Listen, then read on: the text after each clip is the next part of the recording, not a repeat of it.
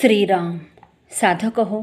सध्या आपण सद्गुरू श्री ब्रह्मचैतन्य गोंदवलेकर महाराज यांचे शिष्य परमपूज्य श्री बापूसाहेब मराठे लिखित श्री महाराजांनी बाबांना असे घडविले या आठवणी स्वरूपातील पुस्तकाचा आस्वाद घेत आहोत.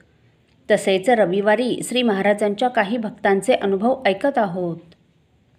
परमपूज्य श्री बापूसाहेब मराठे सांगतात, केशवरावांनी मला अप्रतिम आठवण सांगितली. मी एकदा त्यांना मालाडला भेटायला गेलो आणि मी खोलीत बसलो असताना केशवराव म्हणाले, बापूसाहेब, ही जी वरची पुस्तके पाहता ना, 4,500 पुस्तकं आहेत बरं. इंग्रजीची आहेत, वेस्टर्न फिलॉसॉफीची आहेत, सगळी आहेत आणि सगळी मी वाचलेली आहेत. ही सगळी वाचून मी तुमच्यापुढे मांडतो.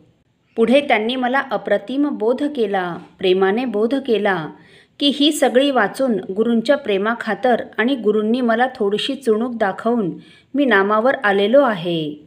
नामाशिवाय नामासारखं दुसरं साधन नाहीच. तेव्हा तुम्ही जर नुसते नाम घेतलंत तर इतर सगळी पुस्तकं वाचण्यासारखंच नाही का होणार? मी ज्या उठाबशा काढल्या त्या तुम्ही कशाला काढता? उठाबशा काढू नका, तुम्ही नुसतं नाम घ्या, तुमचं काम होईल, असं ते म्हणाले. तर मन न दुखविता श्री महाराज त्यांच्या भक्तांचे दोष दाखवित असत. दोष दाखवावेच लागतात, कारण त्याशिवाय भक्तांची प्रगती होत नाही. आता त्या संदर्भात पहिला प्रसंग सांगायचा म्हणजे परळला वाडिया हॉस्पिटल आहे. वाडिया मॅटर्निटी हॉस्पिटल मोठं हॉस्पिटल आहे. त्याचे chief medical officer doctor Patharkar हे महाराजांचे निस्सीम भक्त होते आणि त्यांचं केशवरावांवर फार प्रेम होतं. वरचेवर ते श्री महाराजांना भेटायला यायचे आणि स्वतः कधी काही विचारायचे नाहीत. काही विचारायचंच असेल तर ते केशवरावजींच्या मार्फत विचारित असत. इतकी त्यांची केशवरावांवर भक्ती होती. एक दिवस ते आले आणि त्यांच्याबरोबर त्यांच्याच हॉस्पिटलमधील चीफ मेट्रन आली. चीफ मेट्रन 50 वर्षांची होती आणि ती ख्रिश्चन होती. पण हिंदुस्थानात मुंबईत 3-4 पिढ्या गेल्यामुळे तिची मातृभाषा मराठीच होती. ती मराठीच बोलायची.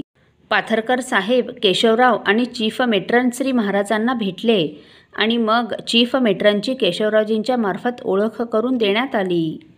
ह्या अशा आहेत आणि त्या डॉक्टर पाथरकरांच्या नेक्स्ट बेस्ट आहेत असं सांगण्यात आलं. असं झाल्यावर श्री महाराज चीफ मेट्रनला काय म्हणतात ते आपल्यापुढे मांडतो. माय, आपल्याला रोज किती बाळंतपणं करावी लागतात. आता बाळंतपणाचंच हॉस्पिटल होतं. त्या म्हणाल्या, ऑन ॲन ॲव्हरेज दिवसाला 4 ते 5 बाळंतपणं करावी लागतात. महाराज म्हणाले, रविवार सोडायचे, आठवड्यात 1 सुट्टी असते, ते सोडायचं, म्हणजे 25 दिवस झाले. म्हणजे 25 दिवसात साधारणपणे 100 बाळंतपणं आपण करता. महिन्याची 100 म्हणजे वर्षाला 1200 बाळंतपणं करता. कमी जास्त म्हणून वरची 200 सोडूया, तरी वर्षाला आपल्या हातून 1000 बाळंतपणं होतात. मग महाराजांनी असा प्रश्न विचारला की हे आपण किती वर्षे करताय? तसे त्या म्हणाल्या की माझी ही नोकरी अशी 20 वर्षे चालली आहे. आणि मग त्याच्यावर महाराज काय म्हणाले, वर्षाला 1000 म्हणजे आत्तापर्यंत आपण 20,000 बाळंतपणं केली आहेत. इतकी जरी बाळंतपणं आपण केली असली तरी माय, आपल्याला अपत्य सुख किंवा वात्सल्याचं प्रेम नाही. त्या अविवाहित होत्या, लग्न झालेलं नव्हतं आणि 50 वर्षांच्या होत्या, म्हणजे पुढे लग्नाची शक्यता नव्हती. त्यामुळे महाराज काय म्हणाले, 20,000 बाळंतपणं जरी झाली तरी अपत्य सुख किंवा वात्सल्याचं प्रेम हे आपण अनुभवलेलं नाही. तेव्हा त्यांच्या डोळ्याला पाणी आलं. त्या म्हणाल्या, महाराज, आपण म्हणता ते खरं आहे, माझं नशीबच तसं आहे, एवढंच त्या म्हणाल्या. आणि ते पाहून केशवरावजींकडे बघून महाराज काय म्हणाले, केशवराव, पढित पंडित आणि पढित विद्वानांचं असंच नसेल का होत? 2-2 हजार, 10-10 हजार पुस्तकं वाचायची आणि अनुभवाचा पत्ता नाही, आणि शेखी मिरवायची की आम्ही ज्ञानी आहोत, आम्ही ज्ञानी आहोत. तेव्हा या बाईंना जसं खरं सुख अजिबात मिळालेलं नाही, तसं पंडितांना आणि पढिक विद्वानांना खरं सुख काय ते कळत नसतं.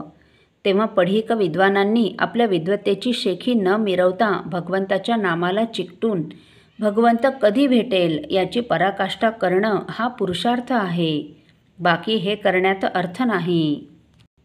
केशवरावांवर जे बिंबवायचं होतं की नुसत्या विद्वत्तेने देव भेटत नाही ते बिंबवलं.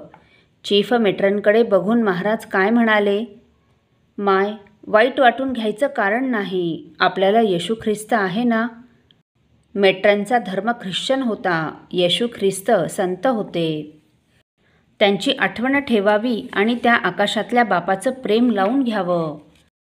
आकाशातल्या बापाचं प्रेम एकदा लागलं रे लागलं ना, म्हणजे अपत्य प्रेम वगैरे हे सर्व खालचं प्रेम आहे. करायचं काय ते प्रेम घेऊन? मनुष्य जन्माला आल्यासारखं ते जर प्रेम लागलं तर त्याच्यासारखं भाग्य नाही. तेव्हा तुम्ही हताश व्हायचं कारण नाही. तुम्ही सतत येशू ख्रिस्ताचं नाम घ्यायला पाहिजे. पुन्हा महाराजांनी ख्रिस्ताचंही नामच सांगितलं तिला. रामनाम सांगून काय उपयोग? तिला म्हणाले, तू तेवढं ख्रिस्ताचं नाम घे. ही जी तुला उद्विग्नता आलेली आहे तीही निघून जाईल आणि तुझा अंतकाळ साधेल. असो. साधक हो, परमपूज्य श्री बाबा बेलसरे यांचा स्वभाव जात्याचं तापट आणि रागीट.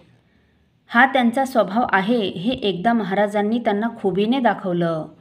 ते कसं हे आपण पुढील भागात ऐकणार आहोत. श्रीराम समर्थ. आपल्यातील कोणा श्रींच्या भक्तांना श्रींचे काही अनुभव आले असतील तर कृपया आपण मला ते 9422843253 अथवा सुनील दादांच्या 9892608401 या व्हॉट्सअप नंबरवर कळवावेत अशी नम्र विनंती. श्रीराम समर्थ.